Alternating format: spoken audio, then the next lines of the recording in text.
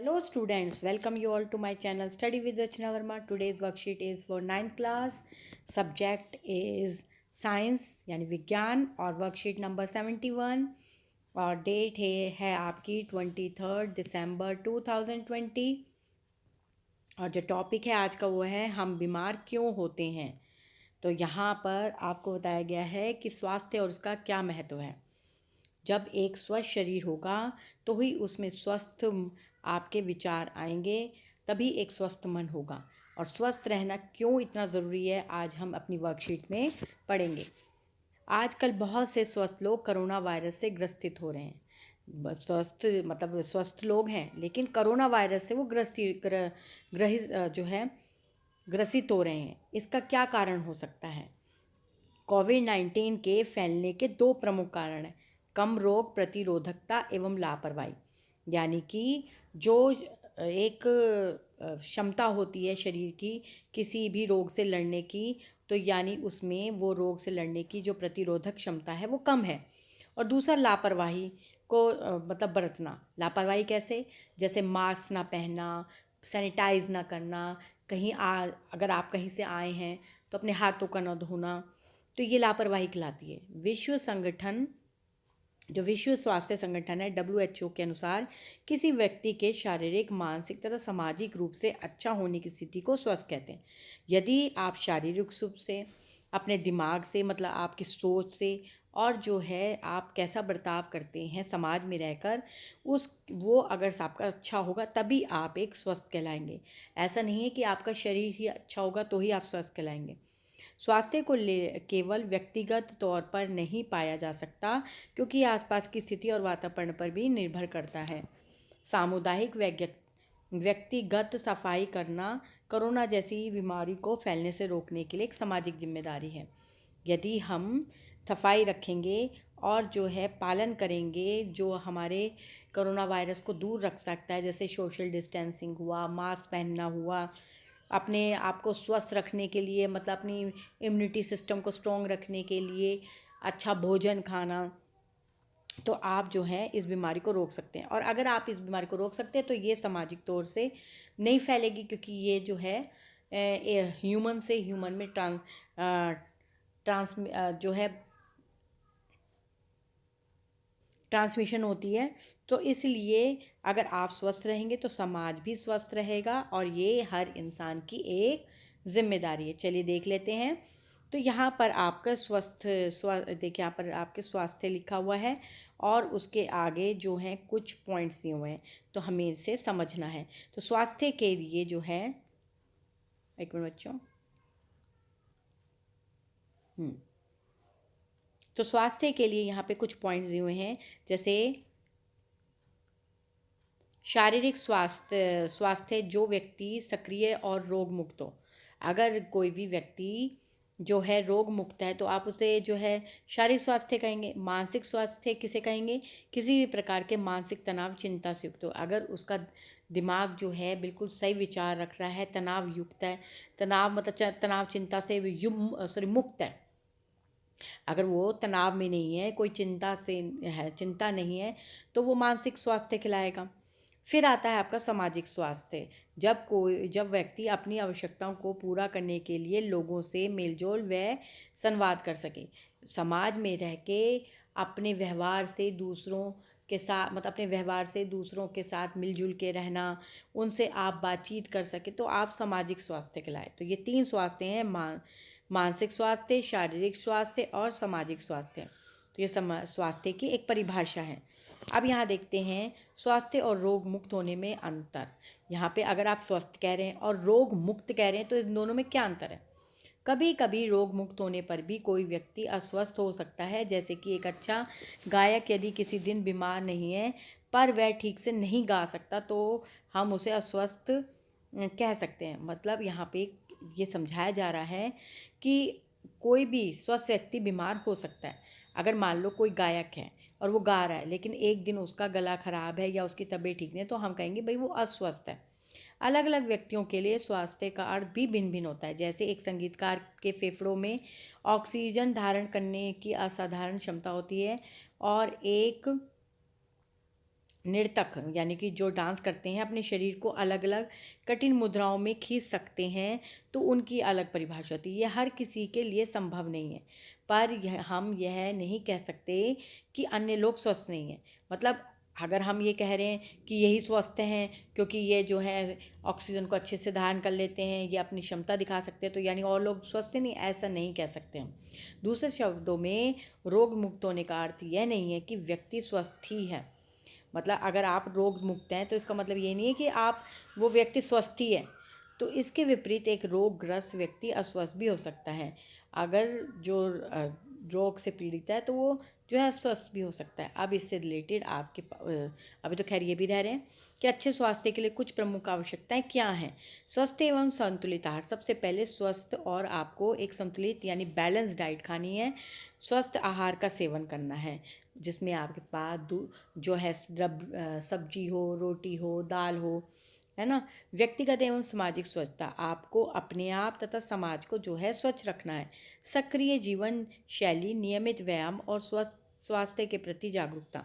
यदि आप जो व्यायाम है नियमित रूप से करेंगे, एक जो आपकी जीवन शैली है, आपको जैसे नियम से हर कार्य को करना, तो आप जो है स्वस्थ रहेंगे।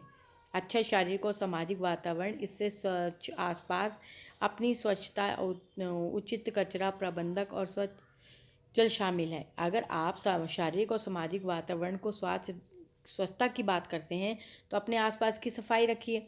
अगर कोई कचरा है तो उसे आप जहाँ पे भी आपके कचरा डालते हैं वहाँ पे डालिए, या आपके घर में कोई कचरा लेने आता है उसे दीजिए। और जो है स्वच्छ जल यानी कि प्योर वाटर, इन सब में शामिल है। अच्छे भोजन की उपलब्धता एवं हेतु अच्छी आर्थिक स्थिति। और अच्छा भोजन, जैसे मैंने आपको बताया, अच्छे भोजन में आपके दाल, चावल, रोटी, सब्जी आता है, तो उसके लिए आपकी आर्थिक स्थिति भी अच्छी होनी चाहिए, यानी आपकी जो इनकम है वो इस तरीके की होनी चाहिए कि आप जो है बैलेंस डाइट को खा सकें। बहुत अच्छी वर्कशीट है। आज कोरोना वायरस के बारे में बताते हुए बताया गया है कि एक स्वस्थ शरीर भी रोग जो है युक्त हो सकता है। तो हम ये नहीं कह सकते कि एक स्वस्थ मतलब इसलिए डिफरेंस बताया है कि जो कि जो रोग मुक्त है वो अलग है, या स्वस्थ व्यक्ति जो है वो क्या है, मतलब इस तरह के डिफरेंस बताए हैं। तो हमें जो है, और एक बहुत अच्छी बात बताइए कि स्वस्थ व्यक्ति जो है कोरोना वायरस से कई बार ग्रस्त हो जाते हैं। क्यों हो जाते हैं? क्योंकि तो उनका शरीर तो स्वस्थ है। तो इसीलिए ये क्लियर किया है कि उनकी जो पाचन क्षमता है, यानी जो इम्यूनिटी सिस्टम है, वो स्ट्रांग नहीं है। तो और दिखने में वो स्वस्थ दिख रहे हैं, अच्छा मतलब अच्छे डिलडोल है या अच्छा बनावट है, रोज़ एक्सरसाइज करते, लेकिन फिर भी उनकी वो कोरोना वायरस से ग्रस्त हो गए, तो इसका मतलब उनकी इम्यूनिटी सिस्टम स्ट्रांग नहीं है। तो इसीलिए हमें जो नियम है उसके अनुसार अगर हम कार्य करेंगे तो हम स्वस्थ रहेंगे। तो ये बहुत अच्छी वर्कशीट है आपकी, और बहुत यूज़फुल भी है ये। तो ये आप अपने घर में भी बातचीत कर सकते हैं, इस पर डिस्कशन कर सकते हैं, और इससे रिलेटेड क्वेश्चन आंसर आपके सामने हैं। 4 क्वेश्चन आंसर हैं। स्वास्थ्य क्या है, इसका महत्व लिखिए। रोग मुक्त होना स्वास्थ्य होने के किस प्रकार अलग है, स्पष्ट करें। अच्छे स्वास्थ्य के लिए ऊपर दी गई प्रमुख आवश्यकताओं के अतिरिक्त क्या कुछ अन्य आवश्यकताएं भी हो सकती है, सोच कर लिखिए। स्वास्थ्य का मानसिक, सामाजिक एवं भावनात्मक पहलू क्या है, ये बताइए। तो स्वास्थ्य क्या है, पहले हमें ये बताना है। तो स्वास्थ्य है मानसिक स्वास्थ्य से तात्पर्य, एक मिनट बच्चों, गलती से मैंने दूसरा आंसर खोल दिया था। तो पहले का आंसर आपका ये है कि आपको बताना है स्वास्थ्य की परिभाषा। एक स्वस्थ जीवन शैली जीने से पुरानी बीमारियों और दीर्घकालिक बीमारियों को रोकने में मदद मिल सकती है। अपने बारे में अच्छा महसूस करना और अपने स्वास्थ्य का ख्याल रखना आपके आत्म सम्मान और आत्म छवि के लिए महत्वपूर्ण है। अपने शरीर के लिए जो सही है उसे करके स्वस्थ जीवन शैली को बनाए रखें। ये देखिए, बहुत इम्पॉर्टेंट है कि जो आपके शरीर के लिए सही है वही करिए, और जैसे नियम से खाना खाना, एक्सरसाइज करना, तो आप जो हैं स्वस्थ रह सकते हैं। चलिए सेकंड क्वेश्चन।